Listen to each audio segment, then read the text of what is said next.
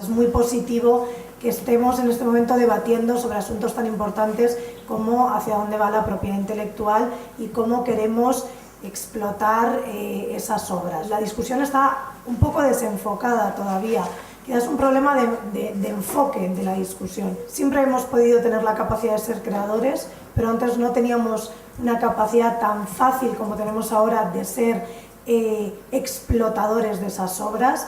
Antes necesitábamos a alguien que las difundiese, ahora eso con internet ya no es necesario, realmente se ha abierto un canal que está a nuestro alcance y que podemos difundir las obras de manera masiva y lo podemos hacer incluso nosotros mismos.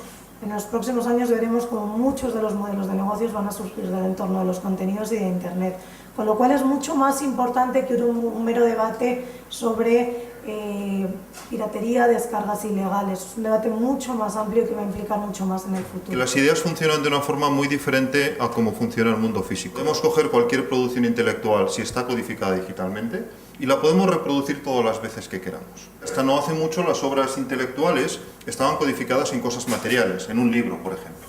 Entonces, copiar un libro era relativamente fácil, pero nada comparado con lo fácil que es hoy. Entonces, de repente, cuando tenemos unas nuevas herramientas que nos permiten copiar, empieza la reflexión de ¿y por qué no voy a copiar? De hecho, es una reflexión que se puede hacer de dos formas. Una muy tonta, digamos, ¿por qué no voy a copiar? Tengo una máquina que me permite copiar, pues copio y ya está, y me dan igual las consecuencias. Otra más interesante es a ver si la sociedad se puede aprovechar de cosas nuevas que antes no podía tener porque antes no podía copiar tan fácilmente y ahora sí puede. Entonces, por un lado, la cultura libre viene de esta realidad. Ahora podemos copiar. Y podemos copiar muy bien, muy barato, y no lo olvidéis, podemos distribuir las copias a cualquier parte del mundo gracias a Internet. Entonces podemos, digamos, copiar por millones y ponerlo en cualquier parte del planeta. Nunca antes lo podíamos haber hecho. Nadie hacemos nada nuevo o nada completamente nuevo. Siempre estamos reelaborando cosas que hemos conocido en otros momentos. No hay ninguna obra intelectual que pueda decirse alguien se levantó una mañana y se le ocurrió y es completamente original. Siempre están basadas en toda su experiencia previa con otras muchas obras. En la cultura libre se reconoce eso no como una cosa que está ahí y hay que vivir con ella, sino como una cosa que puedo potenciar y que trato de empujar lo más posible para que todo el mundo la pueda hacer. Fundamentales características de las obras libres. Por un lado, el autor te deja copiarlas, por otro lado, el autor te deja elaborar sobre ellas. Entonces, somos la primera generación que podemos hacer esto con gran facilidad, prácticamente sin coste, en las cantidades que nos dé la gana y para públicos potencialmente enormes. Las analogías del pasado están bien como analogías, pero no son más que esas. Estamos en terreno nuevo, nadie ha hecho un mapa de esto, porque nadie ha estado nunca aquí. Somos los primeros que estamos aquí. Estamos en un terreno nuevo. Trato de entender cuáles son las reglas nuevas y trato de ver cuál es la mejor forma de jugar con estas reglas. Si elegís cualquier tipo de producción intelectual, el proceso ha sido básicamente el mismo.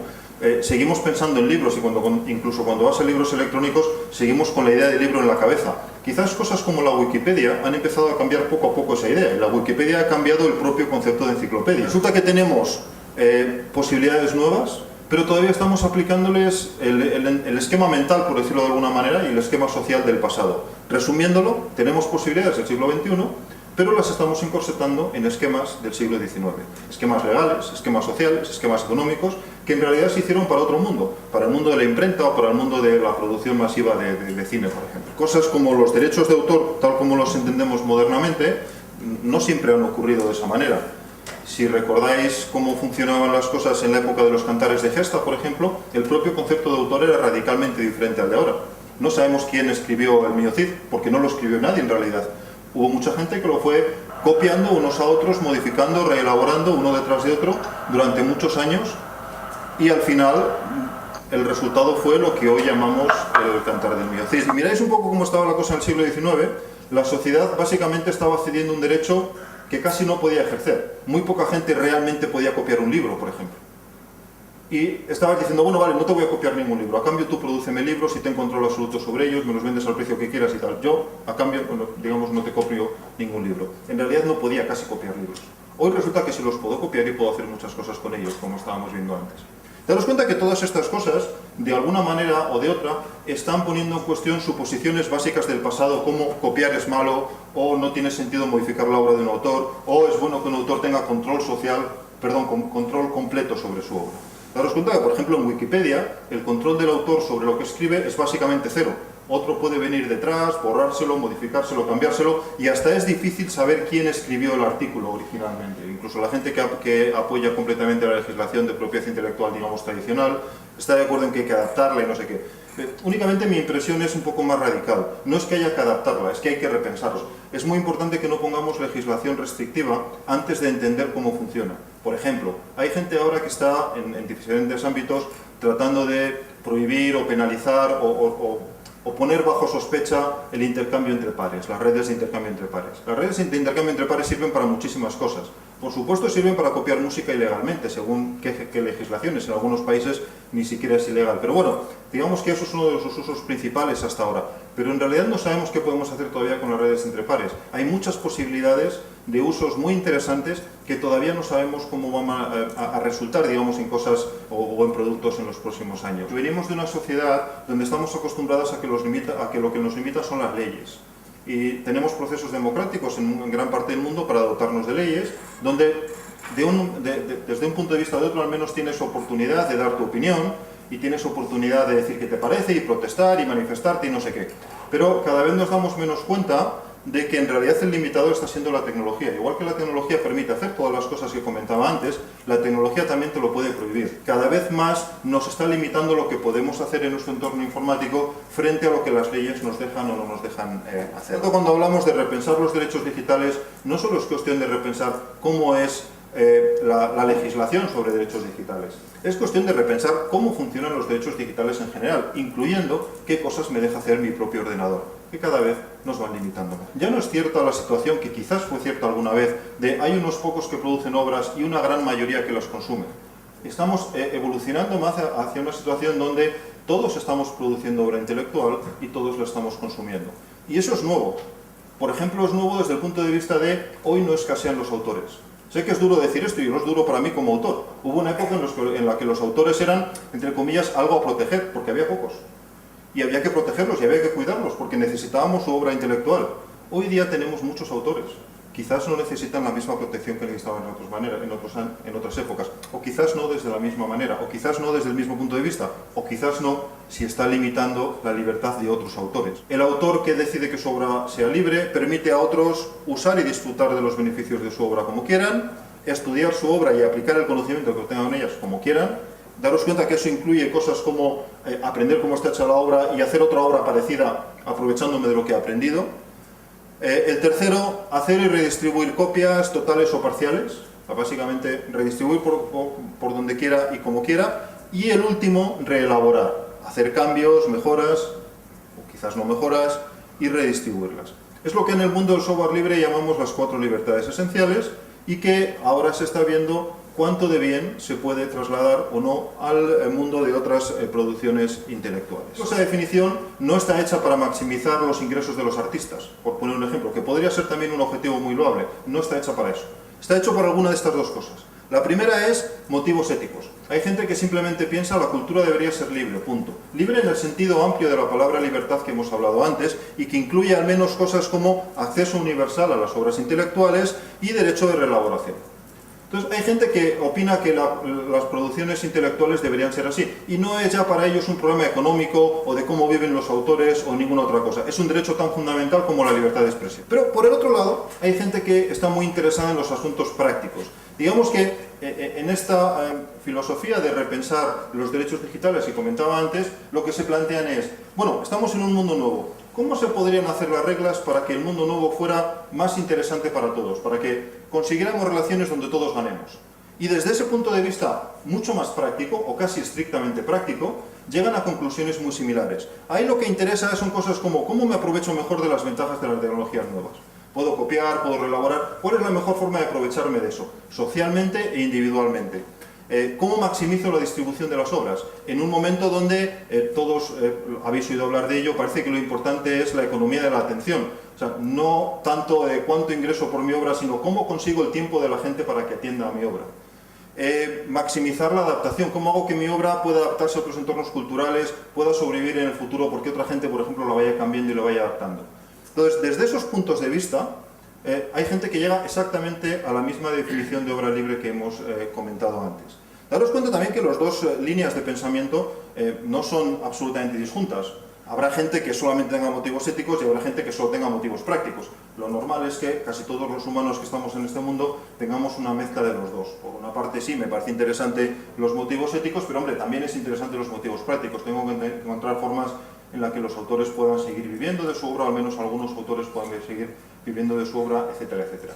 Entonces, en la confluencia de las dos líneas de pensamiento es donde se encuentran las obras libres. El mundo en el que tenemos es nuevo. Lo he repetido 1000 veces durante la charla, pero conviene que deis 2 pasos para atrás y todo lo que en los últimos 20 años estamos dando por supuesto, reflexionéis un poco sobre ello. El mundo es realmente completamente nuevo. No tiene nada que ver con los 60 y mucho menos con los 30 y mucho menos con el siglo XIX. Es completamente nuevo. Sin embargo, lo estamos limitando hoy día con ideas viejas. Las propias discusiones son normalmente ¿y cómo cambiamos no sé qué legislación? O ¿y cómo cambiamos no sé qué tecnología? Muy pocas veces es ¿y cómo debería ser esto? ¿Cómo queremos de hecho que sea esto? Esa otra discusión a mí me parece mucho más interesante, porque es la que realmente nos va a permitir avanzar un poco por ahí. Muchos autores consideran su obra terminada como su obra y que no me la toque nadie porque es así como yo quería que fuera. Y eso está muy bien, y es bueno que esa obra se mantenga tal cual.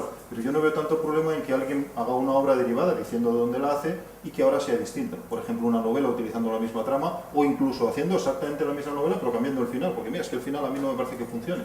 Y yo quiero cambiarle el final, pero obviamente diciendo esto viene de tal sitio, el autor original ha hecho tal cosa y yo he hecho tal otra. Yo soy una persona que, entre otras cosas, publico libros, publico en prensa y publico en la web.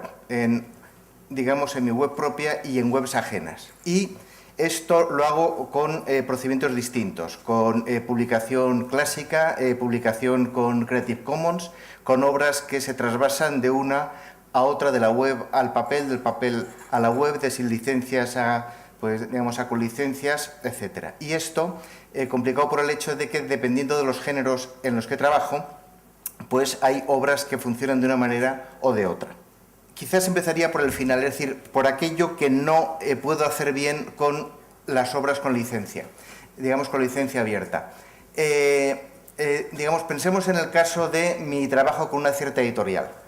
Las editoriales hoy por hoy, y aunque está habiendo excepciones, y digamos podremos ver alguna, digamos por lo general la idea de que publiquen un libro que tenga además una licencia que permita su copia sea o no comercial, es algo que no les permite, vamos, que no les hace ninguna gracia. Como veremos, la situación está cambiando, pero digamos que hoy por hoy, y por una parte de mi obra, lo mejor que puedo hacer es publicarlo con copyright.